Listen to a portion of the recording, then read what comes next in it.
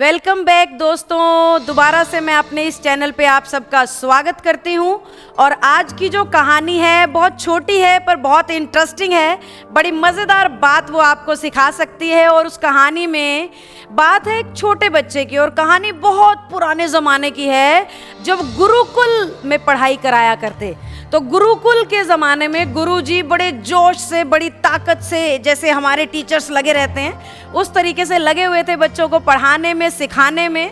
सब बच्चों को बढ़िया समझ आ रहा था, शानदार क्लैरिटी आ रही थी, सिवाय एक बच्चे के। ऐसा हर क्लास में कोई ना कोई होता है। तो उस एक बच्चे के साथ क्या हो रहा था, टीचर गुरुजी बहुत बढ़िया पढ़ा रहे हैं, सब बच्चों को बढ़िया समझ में आ रहा है, लेकिन मात्र वो एक विद्यार्थी है जिसे कुछ समझ नहीं आ रहा है। तो वो गुरुजी के पास जाते हैं कि गुरुजी आप बहुत अच्छा पढ़ा रहे हो, सब बच्चों को ठीक समझ में आ रहा है सिवाय मेरे। क्या परेशानी है मेरे साथ, मुझे समझ नहीं आ रहा, लेकिन आप जो भी बताते हैं ना वो मेरे कुछ पल्ले नहीं पड़ता है। तो गुरुजी कहते हैं ठीक है, अपने हाथ की रेखाएं दिखाओ, मुझे देखना होगा तुम्हारे हाथ में, तुम्हारी किस्मत में, नसीब में कोई परेशानी तो नहीं है।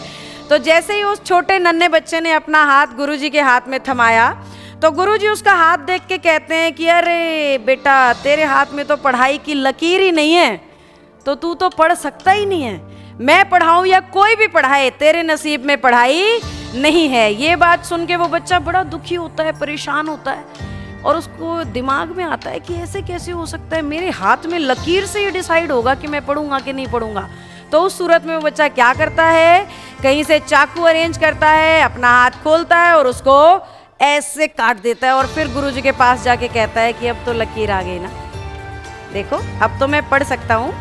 तो उसकी इस मासूमियत पे उसके गुरुजी मुस्कुराते हुए कहते हैं कि अब तेरी पढ़ाई को कोई नहीं रोक सकता। जब तू इतना जुनूनी है कि अपनी किस्मत तक बदलने की हिम्मत रखता है इस छोटी उम्र में, तो तेरी पढ़ाई किस्मत क्या, भगवान क्या, शैतान क्या, कोई नहीं रोक सकता। जब तक तू चाहेगा तब तक पढ़ेगा, जब तक तू चाहेगा, जिस तरीके से चाहेगा तेरी किस्मत बनेगी। और वो बच्चा कोई और नहीं, महर्षि पाणिनि जी थे, जिन्होंने बाद में संस्कृत व्याकरण की बहुत सारी पुस्तकें लिखी।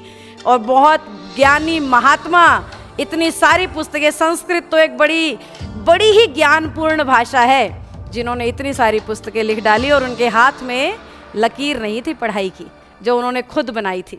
तो हम में से भी बहुत से लोग ऐसे होते हैं जो बहुत बार अपनी किस्मत को कोस रहे होते हैं, मेरे नसीब में ये नहीं है, मेरी किस्मत में ये नहीं है, मेरा भाग्य बहुत खराब है, दुर्भाग्य ही दुर्भाग्य है।